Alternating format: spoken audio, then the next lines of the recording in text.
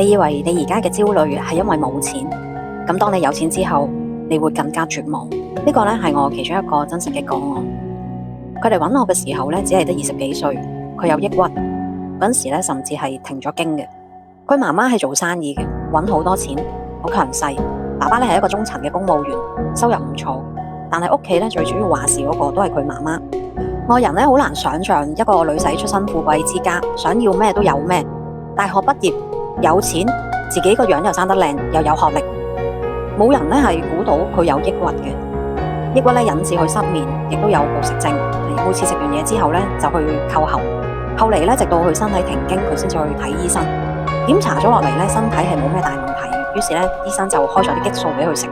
我第一次見到佢，可以話呢個女仔係真係精氣神3樣都冇嘅。佢同我講，佢唔知道自己究竟生存係為咗啲乜嘢。佢咩都有，但係呢，佢個心就好似塞住咗咁，冇嘢可以令到佢覺得開心。喺呢個個案裏邊，除咗佢自己本人之外，佢嘅家族傳承亦都有好大嘅影響。道德經入邊有一句說話叫做持而盈之，不如其已，即係話咧，裝得太滿嘅容器反而咧好容易倒瀉。人生都係咁嘅，你以為擁有越多越好，但係裝得太滿嘅時候，你就冇空間留俾自己。人生咧總要留一個缺口，而呢個缺口唔係缺陷，而係你為自己保留嘅空間。